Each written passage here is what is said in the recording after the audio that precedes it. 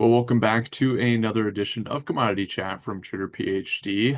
I'm head of market content, Dawson Schmidt. Joining me again this week for another conversation is Ag Market Advisor Nick Lawrence. Hello, everyone.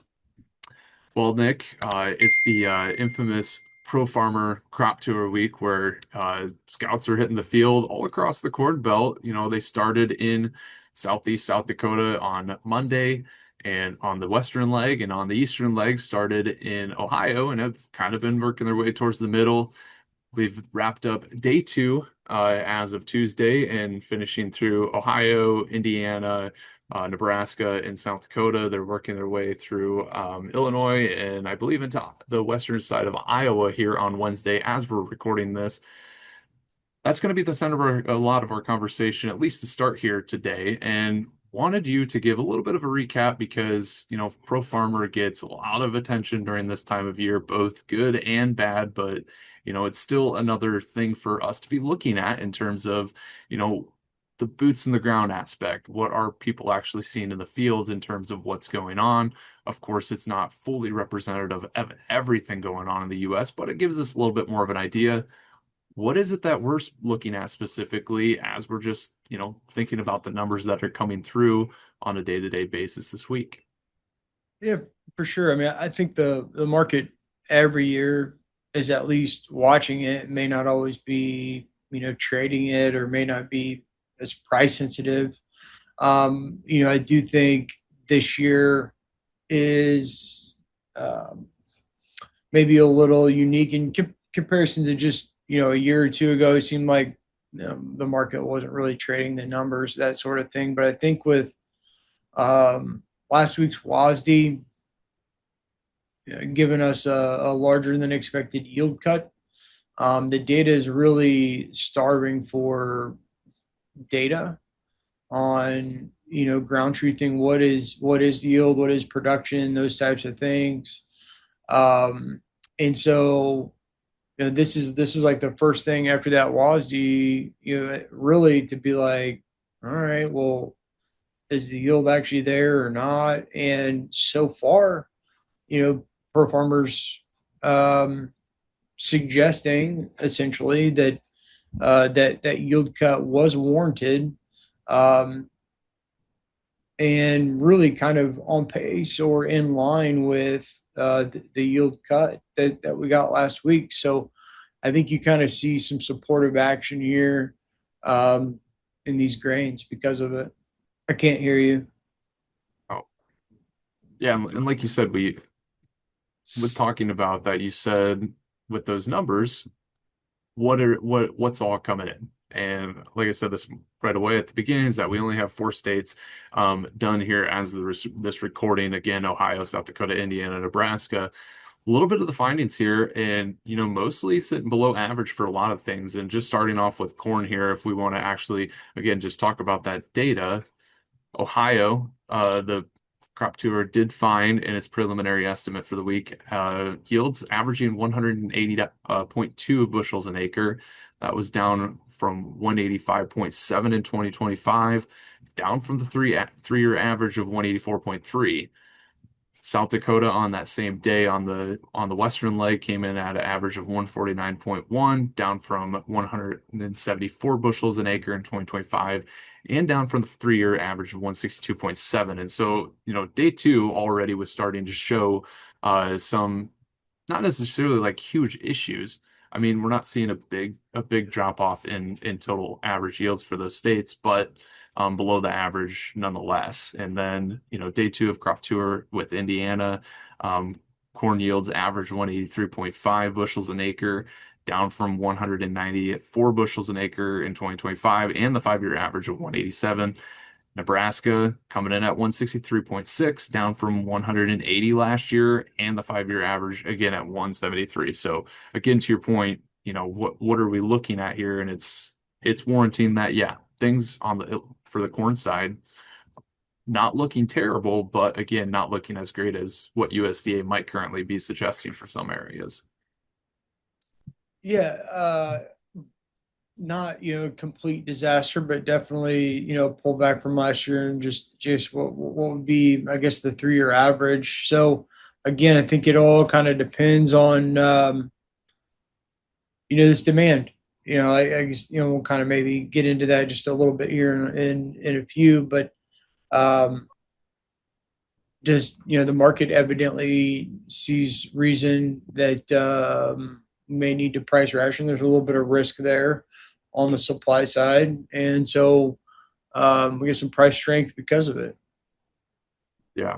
Yeah. And looking at soybean side of things, things are kind of similar. Um, there's a article that came through on Bloomberg because Bloomberg's following the crop tour as well that, soybean pod counts in Nebraska, might be higher than a year ago, but that was only one part of that, it was only one field sample or one area sample. And so what we actually ended up seeing for Nebraska specifically was pod counts lower year over year as a state average. So again, that 2026 average came in at 11 or 1,120 pods, down from 1,348 pods last year, as well as down from that 3-year average across the board for both or for all of Indiana, South Dakota, Ohio, everything again down from last year and the 3-year average. So I think that was a little bit surprising to see, in terms of, we got a little bit of that stress that some of those soybean crops like, but I guess not enough moisture or maybe too much moisture in some areas coming in after they dug those roots down. Yeah, so yeah, right now this is a pod retention thing, not a pod fill thing. So I Hmm. think pod fill is going to be a different story. So pro farmers looking at potential based off pod counts, and so I do find that an interesting divergence. I'll be honest. I thought with the midseason stress that we saw across the belt that I thought nodes would be a little bit tighter. Pod retention would actually be a little bit better. Uh, yeah, like I said, full disclosure. I mean, I thought pod count was just going to be kind of through the roof, and then we were going to get some good pod fill because of these rains. So I'm getting proved wrong here a little bit on that. Yeah, to some extent, and we'll see what next month, as you start getting in the plot data through the USDA, kind of what they come up with. But that is an interesting issue, in my opinion. It just should have been the other way. Yeah, I mean, looking at this next graphic here, of course, was just, the last 7 days of rainfall on a percentage basis, and this was as of Monday. And we saw those big storms swipe through the U.S. last week. Um, say the least, crop tour, it sounded like started off pretty wet, especially on that eastern leg of things. So I mean, yeah, you kind of think like, was some of those rains a little too much for some of these areas? I'm not an agronomist, so I don't know how quickly, you know, uh, excessive rainfall within a week can really attack those pods when it comes to the soybean side of things, when it comes to thinking about, that yield potential. Yeah, no, last week's rains didn't affect pod count. No Mhm. way, really. I mean, it can affect standability and stuff like that. I mean, we have some flat spots or whatever. But pod count is this pod's been on there for a while, so that didn't really affect anything really as far as that goes. Um, but you talked about demand and what does this mean from a global balance sheet perspective? And, we had the WASD, we did a full WASD breakdown last week. We were looking at, the US side of things, looking at the stocks to use ratio here domestically, tighten even further to about that 10% level, which of course is going more so from neutral to on the tighter side of things. And so, we also wanted to highlight the global perspective because, demand kind of took center stage in last week's WASD because we got that yield cut for corn, but an increase in acres, leaving production overall steady. But demand coming in higher, of course, was the thing that tightened that balance sheet. So globally, we've been noticing this trend of tightening stocks to use ratios while having record production after record production. Um, not only here in the US, but in South America. I know China has really been increasing their domestic production, which is why they're not needing to import as much here as of late. So, kind of some interesting things going on in terms of, you know, what could be driving this corn market beyond the US balance sheet. And I don't know what sticks out to you, Nick, but there's a few things that stick out to me. Yeah, this was like it's just one of my favorite charts, just from a bullish standpoint. I mean, just years of depleting carry out essentially in the face of just rising global production. It just goes to show just how much is just being consumed around the world, whether it's fuel or for feed, for protein production, those types of things. I mean, this should be one of the bigger macro level, big picture kind of bullish or supportive ideas to producers out there that um, the grain is needed and is being used globally, and that trend is just it's just not changing. And so I think any hiccup in production, either the northern hemisphere or the southern hemisphere, really runs the risk of tightening this up even more, globally, right? And so there are issues in the EU. There's evidently some, I mean, not a failure here domestically, but not a record crop, right? So, and globe could have used a record crop or at least a large one. Um, and then you start, feathering in the potential for, delayed planting this fall because of El Nino. What does that mean for the safrinha crop next summer in South America? Those types of issues, and you get a pretty supportive trade here in the corn market. Yeah, and you talk about not needing or not wanting any hiccups in this market. The biggest hiccup that we've seen of all is, of course, looking at France. You brought up the EU. France corn conditions just continue to decline. I mean, this last week, the it's France Agrimer, France's agriculture ministry has been reporting these conditions on a weekly basis. These really don't get a lot of attention on a year to year basis, but it's grabbing a lot of attention this year specifically as French corn conditions fell to the lowest in more than a decade for this time of the year. I mean, you just look at week 32 here, only 26% of this crop is considered seen as very good or good, which is considered, the equivalent of, here in the US are good to excellent conditions, just those top rated crops. And we're well below last year. We're well below the 5 year average and below the 10 year average. And so things have been looking pretty not good as heat wave after heat wave has been going through Europe. And then they've also been dealing with some drier than average weather for quite some time now. And this got me thinking too. I was like, okay, I thought about putting a corn production chart for the EU, as kind of maybe seeing a visualization for what's going on over there. But I thought it'd be interesting to actually use this import chart from Europe. And what the USDA is showing is that European Union imports of corn are going to be pretty much at a record this year. We're knocking on some previous levels seen, for example, back in 2018-19, as well as 2022-23, when there was probably some other production issues. But I mean, they're needing the corn over there. Spain has already been proving to be a pretty formidable corn buyer for the US.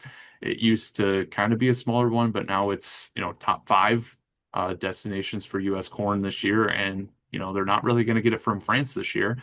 So it kind of makes me wonder, that this diverse list of corn buyers for the US is going to pretty much stay strong again.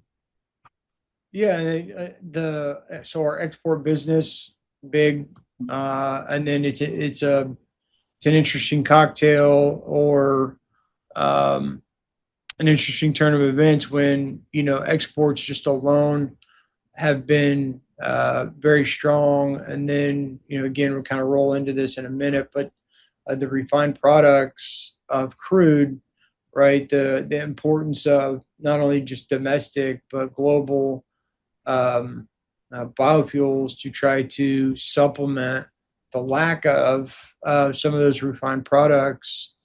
Um, that just kind of going to keep supporting us, I think, both corn and beans. Yeah.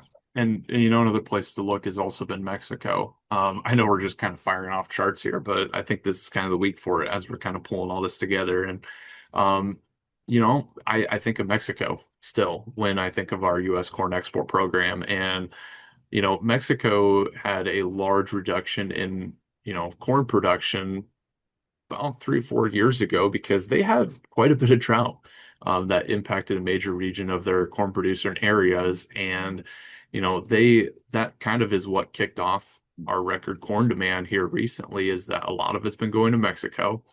We're not exporting as much or in terms of growth as we've seen, the past few years as we have, this upcoming year. So that pace is slowing, but they're still our number one destination. And that is probably going to continue to grow because, their production has not recovered fully. Um, at all. I mean, they rebounded here a little bit this last season, but the USDA is currently forecasting that to decline again slightly. And so we've only recovered not even quite half of what they lost, prior to this drought side. And, their cows aren't going away. We're talking about a potential border reopening for taking some Mexican cattle, but our expectation is not that that's going to be restarting anytime soon. And so they're needing the corn to feed some cows down there. So that's where my mind goes in terms of exports. And the other thing before I let you butt in again is of course looking at Brazil. And they produced a record crop now 2 years in a row. They're still finishing up their safrinha corn harvest, but their CONAB down there is projecting that at a record. But as we've seen with some trends over the past decade, is that more and more is being used for ethanol production. And so we would probably expect that they're going to not export a record just because they're producing a record because their biofuel mandates down there has largely kept a lot of this new corn production in the country. Yeah, that Mexican corn situation has been fascinating over a handful of years to watch. Yeah, everybody mistakenly painted that import story years ago as front running a Trump presidency. Couldn't have been more wrong. That was 100% about just lack of supplies because of their drought and me and you were watching weather for a couple growing seasons. It felt like with them thinking, okay, at any minute, this production is going to bounce back and our export pace is going to tank. Well, the production, yes, it did uptick a little bit, but just not nearly enough. A compared to what they were doing before they had all these cattle in their country, and B they still have all these cattle in their country. So so they need not only is their production is not anywhere come close to recovering, but boy, I mean their demand. I hate to put a number on, um, statistically or on a percentage how what their annual demand has increased to, but it's got to be a multiple factor of what it was before, right? It just has to be. So and they're not going to just turn around and just start emptying their feedlots just because they can, right? I mean, they're in business now, doing what they're doing. So anyway, the corn production one, it's been an interesting one. Sure doesn't look like that demand's going to be going away anytime soon. I mean, it may eventually, but it doesn't seem like it's going to be this year, right? So, and then yeah, the South American situation, their ethanol production. Obviously, at some point, that's going to reach a tipping point. Everything works in cycles, right? But for now, it just hasn't. They just keep ramping up that percentage in their fuel. They just keep ramping it up, ramping it up, ramping it up. And they have been seemingly biased towards corn ethanol specifically, right? I mean, they big time used to be big time, sugar cane ethanol, those types of things. But it seems like now those refineries are moving more towards corn, and then just keep heading that direction. But really, the biggest thing there is that next summer's safrinha crop. You know that the market's going to be watching. The narrative that you're going to start seeing is, do they have delayed plantings? Does that affect the safrinha crop? That's their exportable crop, generally speaking.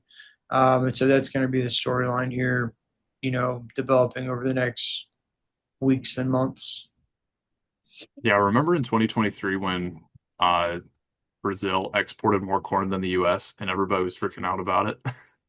I'm Yeah. saying like, oh, Brazil's going to take over the US as the number one corn exporter. And then the consecutive years after that, um, it just hasn't happened. Yeah. Mainly because of this chart, mainly showing that they're just using it domestically. Yep. And they got a Yeah. lot of cows to feed down there too. And they got a lot of cows to feed with a lot of demand Yeah. because of us. So that's a whole nother podcast, obviously. But yeah. Yeah. Um, okay, so we talked a lot about corn. Let's talk about the global soybean side of things too, because and probably just rapid fire here a little bit too, is that, it was a big deal, last season when we saw the stocks to use ratio for soybeans get quite high.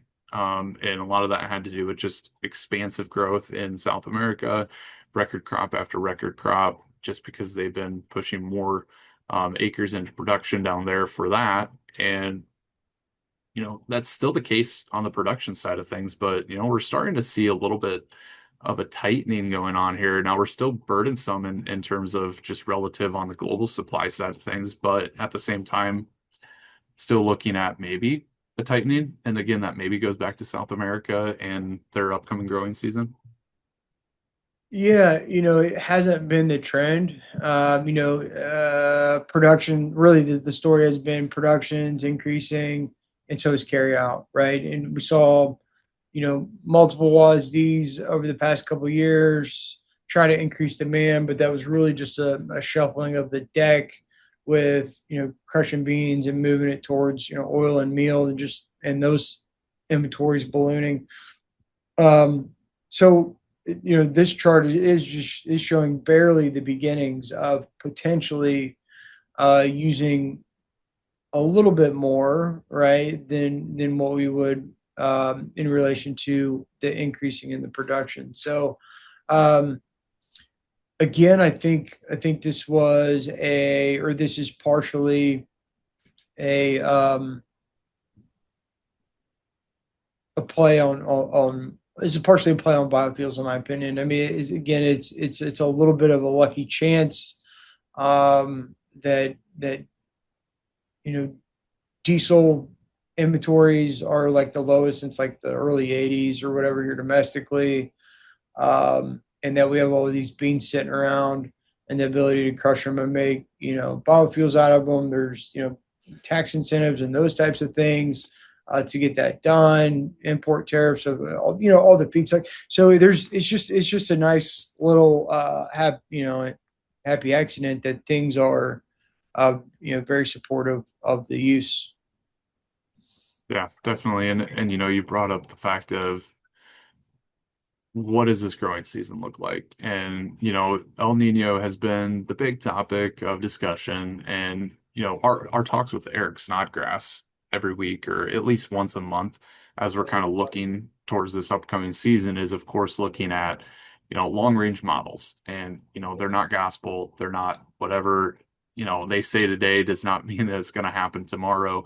But, right now they're pointing towards maybe a below average monsoon season for specifically Mato Grosso, and then a lot of excessive moisture that we've already been seeing for southern Brazil. And so I'm just wondering what that means. The farm margins is a big topic of discussion right now with Brazil on if, they even have the money to plant.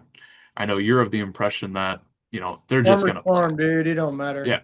Yeah, but at the same time, is the question is weather going to be the limiting factor? I think weather's going to be the factor. I mean, there's all the talk about whether they can afford it or it's economically viable. I mean, just ask an American farmer if that matters, and it simply just doesn't. So, but weather is going to matter. El Nino is getting really stronger and stronger and stronger. I think generally uh, that's cooler weather conditions for the U.S. Obviously, the timing of it has been a little different than what we thought, say 6 months ago or whatever it was when El Nino would kind of be more full swing, and that generally means drier conditions for at least the first or at least that upper half of Brazil, and it's generally not a good thing. And so, and right now, it is showing that as this El Nino strengthens, we're obviously seeing the weather pattern unfold here over the past couple weeks here in the U.S., and you're seeing it unfold to a typical El Nino situation in South America. So the question is, how strong is it, and how long does it stick around? And I mean, boy, I mean, you get in a weather market down there, things could get real spicy. Yeah, definitely. Last thing, I know we're getting pretty long here. But at the same time, you did bring up the demand side for soybeans. Soybean oil has been, getting its heyday again over these last few months of biofuel production has been stronger, specifically for biomass diesel. Soybean oil is getting used here domestically. Global feedstocks, what we've been importing is still getting used, but that's coming in at a lower rate than what we got here in the U.S. So, I mean, NOPA Crush came in this week, and that report showed that inventories fell to a new 9-month low. And so we were really swelling up before March came around and EPA came out with those finalized biofuel mandates at the end of the month. Things kind of ramped up ahead of time already, and it just hasn't looked back. And with the ongoing problems in the Strait of Hormuz, diesel margins can just continue to hit new records, topped $100 a barrel, I think is how you communicate that. This week again, surpassing those highs that we saw back in March, and is now looking at probably, I think, a record. I mean, I think on a front month basis, we're already past what we were doing in 2022. And so, you're talking about just ongoing supply tightness. We kicked out a buy signal well before the Strait of Hormuz closed. Been kind of making some incremental buy signals throughout this time period, in terms of just not seeing much of a resolution for this. And, kind of has me wondering if, are we at the high because we're at previous highs, or is there just still some more pain to come? Go to your next slide. Yeah, There you go. And that's the China. kicker, right? And so here, the diesel supply crunch is going to stick around, just generally speaking, um, until China gets back in business. And is this the beginning of China getting back in the refinery business because they're making a business decision on margin? I think it was like, I don't remember exactly when, we were talking about it. It was like the last pod or two. I mean, 100%. This is gonna stay a tight situation until the refiners come back online. When the refiners come back online, that's when you can see a top in this market, right? And so, is that what China's doing? Are they getting back in the refining business? And that crack spread, its days are numbered, and we're gonna have a reversion to the mean. It's the whole point of these markets, right? Is to incentivize and decentivize certain things, and the crack spread is incentivizing production. It's begging for somebody to get in this business, and so China could be coming back to the table and say, "Hey, we can't ignore, windfall profits." Yeah, lots of things to think about. And I know again, like this was a big conversation in terms of, what's going on with all these balance sheets. A lot of global considerations to kind of keep in mind, especially as we're thinking about, here in our US demand for corn, looking at again that global balance sheet for soybeans and, the weather potentially being the main driver here moving forward. As a producer, and I'm watching this, I know we threw a lot of data at guys today, but, is there anything that I should be doing or thinking about? Yeah, so I think the whole intent of today's podcast was really to look at, just that bigger macro picture of supply and demand. We know things are supportive longer term, those types of things, and then really, looking, the markets we're going to start trying to dial in where this domestic production number is going to land. And then this is a futures market. So we're going to start looking towards future production, future demand.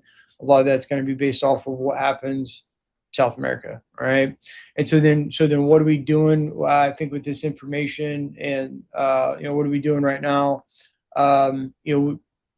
Since before we started this pod and then during this pod, we've had all kinds of our overhead targets hit, and so you guys are going to get texts about those, and I would say take advantage of those. Right now, the market is overly exuberant because it was maybe caught a little flat-footed on yield and those types of things. But I do think eventually this does get priced in, and you need to make some decent business decisions for your operation. And there's 1,000 different ways that we can take that conversation. I don't have time for all of that here today, but whatever that means to you, right? Whether that's cash sales or hedges or whatever the case may be, taking advantage of this rally, taking advantage of this market exuberance. Eventually, this all in the short term, the market getting kind of caught off guard, maybe like I said, a little flat-footed based off our production levels. Eventually, the dust settles on that. The market gets it dialed in, gets it priced in, and then that's been your opportunity. So let me know if you need any help with that, and yeah, I can surely help you get a plan together to move forward. Yeah, indeed. A little offense and defense going on here with a lot of, For sure. just a lot of what's going on. Yeah, So, all right, I think that'll wrap up this week's discussion. Again, lots of things to think about. We're going to be looking forward to those next factors, whether it's going to be that September WASDE report, see how USDA responds to, again, not huge issues, but maybe not thinking as we're as good as we have been saying we are. So lots of considerations here moving forward. Appreciate your insights for this as well, Nick. And that'll do it for this episode. I'm Dawson Schmidt. and I'm Nick Lawrence. This has been Commodity Chat with Trader PhD.